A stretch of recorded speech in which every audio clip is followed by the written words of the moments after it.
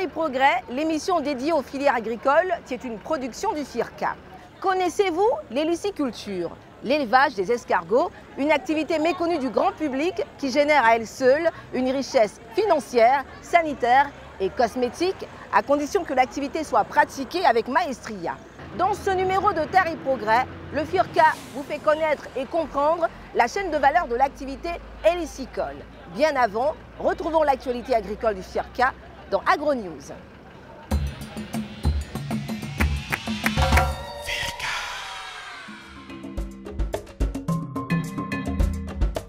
La nouvelle Direction générale de la promotion des agro-industries, DGPAI, du ministère d'État, ministère de l'Agriculture, du Développement rural et des productions vivrières veut se doter d'un plan opérationnel pour traduire l'ambition de l'État ivoirien de transformer l'ensemble de ses matières premières agricoles. Du 23 au 25 avril 2024, elle a posé le premier pas vers la réalisation de cette ambition pour ce qui concerne le secteur agricole en organisant un séminaire avec les professionnels du secteur au siège du Fonds interprofessionnel pour la recherche et le conseil agricole FIRCA. Dans l'intention d'augmenter à 50% la transformation locale de ses produits agricoles à l'horizon 2030, l'État de Côte d'Ivoire a aujourd'hui procédé à la mise en œuvre de la deuxième phase de son programme national d'investissement agricole PNIA 2. Dans ce document stratégique majeur, où il est question de maîtrise des mécanismes de production agricole durable, de formation professionnelle et de valorisation des produits agricoles, les agro-industriels ont trouvé les opportunités qui devraient leur permettre d'entrer en action auprès des autres acteurs du développement agricole. Madame Yao Angèle Bédi, directrice des agro-industries intégrées au MEMINADER PV, nous explique l'intérêt de ces assises pour la DGPAI. Aujourd'hui, la direction est créée. Il faut que les acteurs se mettent ensemble avec les autres acteurs qui interviennent dans la filière pour tracer les voies de la transformation. Qu'est-ce que la direction compte faire en dehors de ce qui est déjà fait? Qu'est-ce qu'elle apporte de nouveau? Qu'est-ce qu'elle peut faire pour augmenter effectivement ou bien favoriser la transformation de nos produits agricoles? Pendant 3 jours, ce sont des experts chevronnés de la transformation issus des filières agricoles, des structures de recherche et d'accompagnement dans le secteur de l'agro-industrie et de quelques projets qui ont réfléchi à la recette de la transformation locale en Côte d'Ivoire.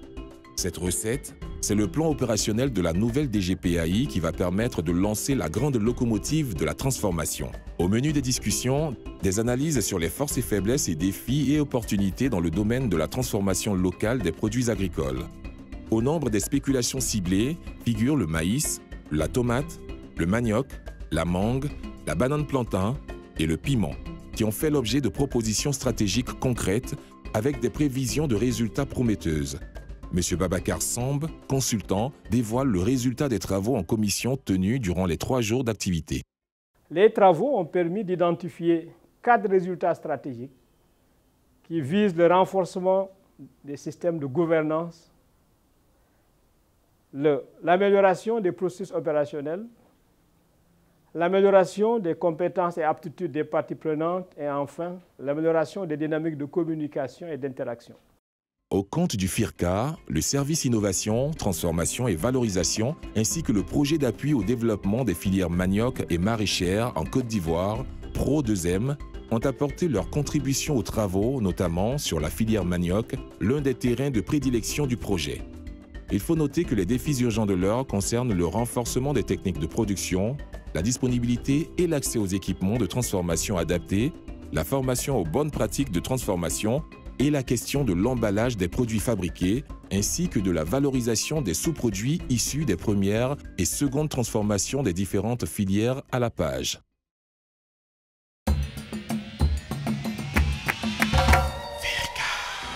Bonjour madame. C'est bien gros. Oui. Alors, où est-ce que vous prenez vos escargots? On a les femmes qui nous avons qui quittent en brousse. Ah, ça quitte en brousse. Oui. D'accord. Et ça, c'est beaucoup plus gros que ça. Ça coûte combien? 5 000, 3 000. 5 000 et 3 000.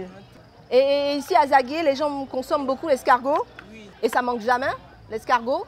Il y a toujours de l'escargot à vendre? À partir de janvier, ça finit. À partir de janvier? Février, ça commence à sortir. D'accord. Merci bien. Ah, c'est bien gros, hein, quand même.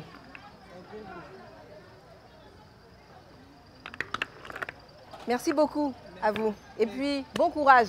Merci, ma fille. Nous sommes dans le sud de la Côte d'Ivoire, à Azaguié-Awa, où se trouve le centre de formation Côte d'Ivoire Expertise Escargot. Pourquoi est-il important de se faire former avant de se lancer dans le business de l'héliciculture? Que comprend cette formation en héliciculture? Les réponses avec M. Blé Bernus, formateur, président de l'Organisation nationale interprofessionnelle de la filière de l'escargot en Côte d'Ivoire, ONIPECI.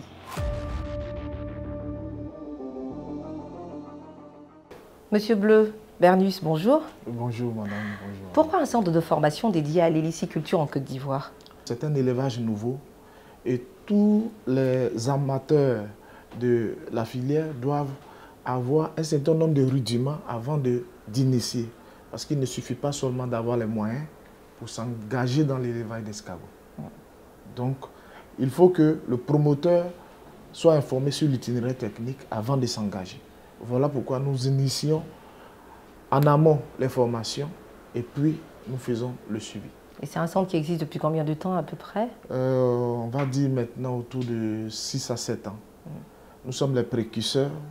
Donc nous sommes autour actuellement de 25 000 personnes formées. Dites-nous, quelles sont les conditions à remplir pour intégrer ce centre de formation? Il faut être volontaire et il faut avoir l'envie d'être producteur d'escargots. Ce n'est pas une formation académique, c'est une formation appliquée destinée à ceux-là qui viennent faire la formation pour aller réaliser l'activité. Donc il faut être volontaire et ce n'est pas une formation diplômante. Donc une formation qualifiante. Qualifiante.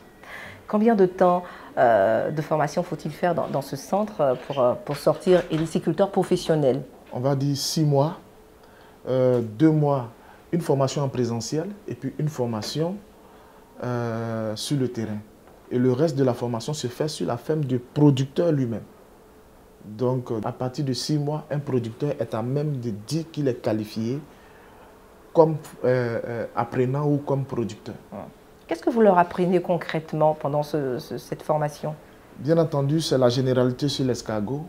Il y a un certain nombre de mœurs qu'on a, les interdits sur l'alimentation, les appréhensions sur la qualité même de la viande de l'escargot, et puis l'itinéraire technique, c'est-à-dire la mise en place d'une ferme d'escargot depuis le premier jour jusqu'à la fin. Et on présente les différents types, le panel d'escargotières qui existe, à partir de l'escargotière lambda à l'escargotière de grande fortune. Que se passe-t-il pour ceux qui disent vouloir apprendre sur le tas et qui se lancent comme ça dans l'activité sans formation préalable? Il se passe quoi? C'est des échecs qu'ils vont essuyer dans un premier temps et puis bien entendu c'est le ralentissement de l'activité et puis après ça se termine par l'abandon. Voilà pourquoi la formation en amont est très importante parce que l'ignorance est la mère de tous les maux. Depuis plus de 7 ans, le centre de formation d'Azaguié-Awa accueille régulièrement de nombreux stagiaires de tout profil qui viennent acquérir des compétences dans le métier d'héliculteur, ce domaine d'activité récent mais porteur. Il faut dire que depuis quelques temps, je suis des vidéos sur Internet concernant l'héliciculture. J'ai suivi plusieurs vidéos, mais avant de passer à l'acte, j'ai voulu quand même venir auprès des personnes qui ont un savoir-faire avéré pour me former, me faire une idée de la chose avant de pouvoir éventuellement investir dans le domaine. Nous sommes venus pour apprendre plus de l'escargot, de l'acquisition peut-être des jambes, des espèces d'escargots, de la façon dont on doit pouvoir mettre ces escargots-là en élevage, le type d'élevage, les types d'escargots, toute cette panoplie de choses que nous pouvons faire pour pouvoir maîtriser l'élevage des escargots qui est un outil qui peut nous permettre aussi de traverser, n'est-ce pas, la pauvreté. L'appui du FIRCA a permis la construction d'un centre de production d'escargots reproducteurs. Cet appui s'étendra à la structuration de la filière à travers la mise en conformité de l'Organisation nationale interprofessionnelle de la filière escargot en Côte d'Ivoire, ONIPECI, selon les dispositions de l'ordonnance numéro 2011-473 du 21 décembre 2011 portant sur les organisations interprofessionnelles agricoles. Nous sommes la structure mère de l'héliciculture en Afrique de l'Ouest, en Afrique, et par la grâce de Dieu, par le monde. Parce que nous travaillons sur l'espèce la plus variable, la plus grande, Et cette technologie n'existe pas en Occident parce que nos escargots ne peuvent pas évoluer ailleurs. Et le FICA nous a fait confiance pour la mise en place de cette grande ferme de telle sorte à contribuer à la sécurité alimentaire et faire baisser le coût de l'escargot sur le marché. Et cela passe nécessairement par la multiplication des reproducteurs qui vont être donnés à des producteurs satellites qui, à leur tour, vont reproduire de telle sorte qu'on ait une densité d'éleveurs dans l'écosystème d'élevage. En finançant en partie la construction d'un centre de production de reproducteurs d'escargots à Adzopé, le FIRCA contribue ainsi au développement de la filière hélicicole. Avec 1000 escargotières, c'est une production de 5 millions d'escargots reproducteurs et 2 880 000 escargots de consommation attendus par an. Le centre sera en activité courant 2024. Saviez-vous que les escargots jouent un rôle dans la fertilité des sols ? Firkana vous en parle dans la rubrique « Le saviez-vous ». Vous pouvez revoir ce programme sur nos différents réseaux sociaux. À très vite pour un autre numéro de Terre et Progrès.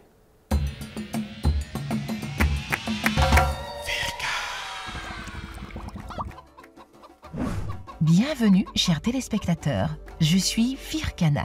Saviez-vous que les escargots et les limaces jouent un rôle crucial en tant que décomposeurs dans l'écosystème ? Contrairement à ce que l'on pourrait penser, leur régime alimentaire ne se limite pas à nos salades et choux du potager.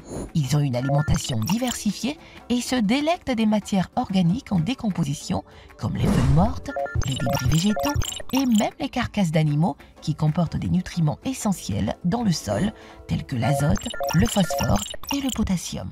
Une fois qu'ils les ont digérés, ils rejettent des excréments riches en éléments nutritifs dans l'environnement. Alors qualifiés de détritivores, leurs excréments sont ensuite disponibles pour les plantes et autres organismes du sol, contribuant ainsi à la fertilité du sol et à la croissance des végétaux. Je vous dis à la semaine prochaine pour de nouvelles découvertes.